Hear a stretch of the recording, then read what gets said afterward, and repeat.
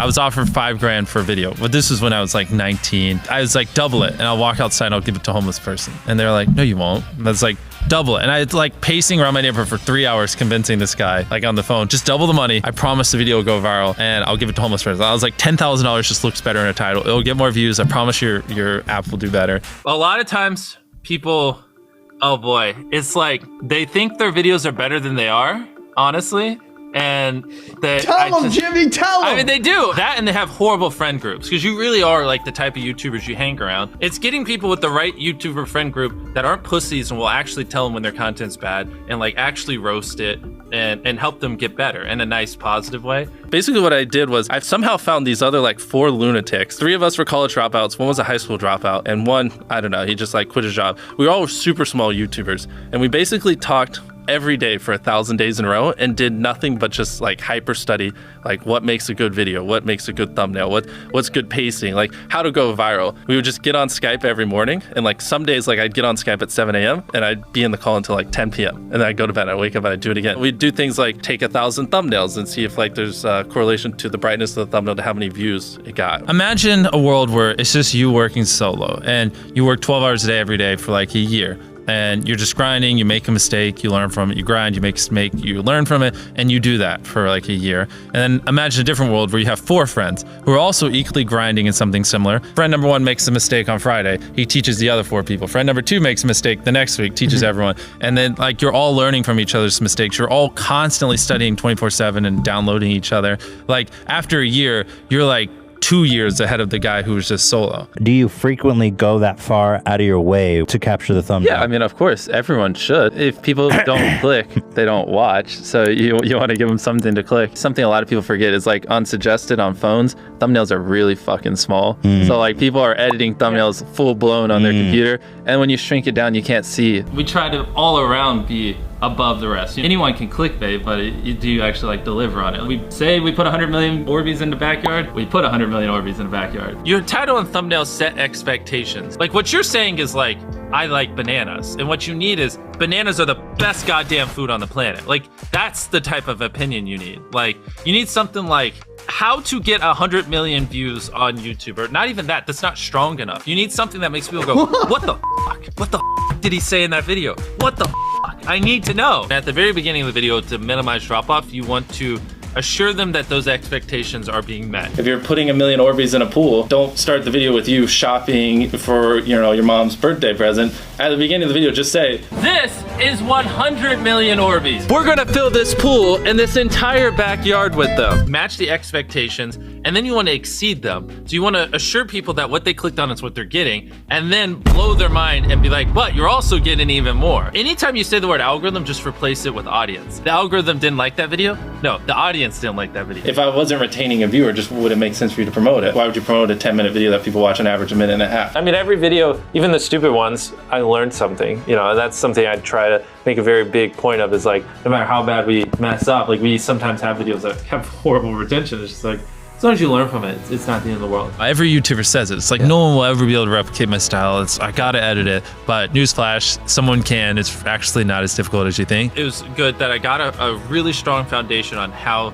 YouTube works and how the style of videos I wanted and everything before I scaled up a team, if that makes any sense. I just want to make sure that's clear, because I've seen people try to build the team without foundation and knowing how to do well. I know that if we film this video, it will do well, just because I've spent a decade of my life hyper-obsessing over YouTube, and I have a good pulse on it. But if you didn't have that, then you wouldn't know. Like, you wouldn't be able to spend $4 million on a Squid Game, because you might lose $2 million, and then you can't pay your people. But of course, yeah, if I didn't have these people, I couldn't do half the stuff I do. For the last like 8 or 9 years, like every dollar I've made, I just spent it the next month on content. And I just did that every single month, and it just kept getting bigger and bigger, and here we are. Since I was 13, there probably hasn't been a single hour that's gone by that I've been awake where I haven't thought about YouTube. Like, I'm just focused on making the best videos possible, period. I don't care about making money. I don't care about time. I don't care about anything. I just want to make the best videos on the planet. Literally all the algorithm does is reflect what the people want to a T.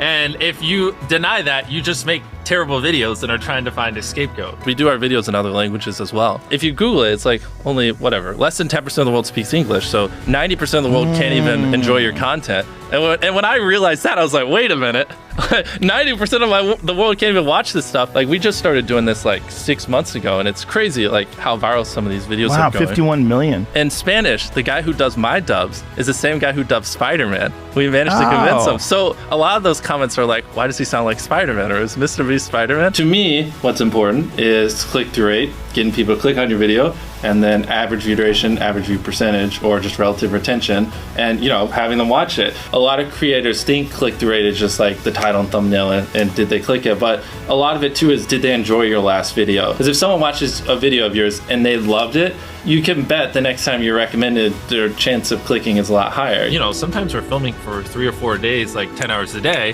30, 40 hours of filming plus months of setup, whereas most creators probably film for a couple hours and set up for a day. Outside of just filming, we brainstorm video ideas, relentlessly, hours every day. By always doing all those things, it just distinctively sets it so far apart that it's basically, in my head, it's like, why would you not watch it? Viewers aren't stupid. They can tell when you half ASS, I don't know if I'm allowed to curse, a video, or if you really put in effort. And if they can tell you're putting in a lot of effort, they're gonna be more likely to click on future videos. And that snowballs. And because once you build that trust, they get to a point where it doesn't matter what you upload. They just know it's high effort and they just know it's great. And they're just conditioned just to watch because you have a good track record. And so with filming, it's just like trying to make sure we're doing everything we can, no matter how expensive it is, no matter how much time it takes, to make the best video possible. A lot of people, if they gave away 100 grand, they would make a huge deal about it. But sometimes we're just like, yeah, here's 100 grand. Thanks for watching, bye. Doing it that way makes it more fun and just more interesting. So I like to keep a little bit of it mysterious because I think that's what people enjoy. A lot of people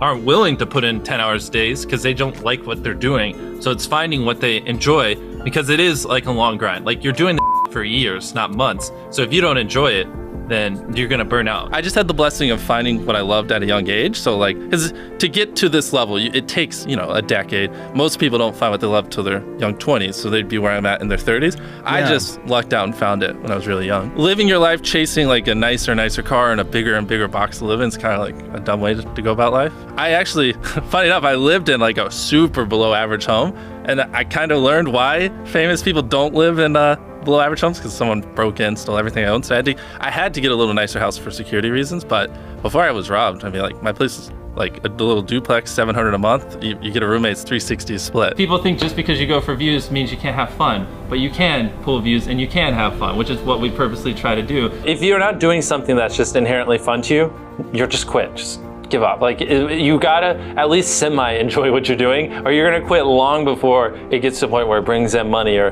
whatever else could be driving you. So find what you love, and then I would just hyper-obsess. Make sure no one doing what you're doing is doing it better. Make sure the videos are as good as possible. You can be motivated by more than one thing. I'm motivated because I want to support my mom and my family. I'm motivated because I want to employ my friends and help them. I'm motivated because I want to help other people. I'm motivated because I want to be a YouTuber. I feel like that's another misconception. You can have lots of things that drive you. Absolutely. Yeah. Absolutely. So there's just tons of stuff that drive me.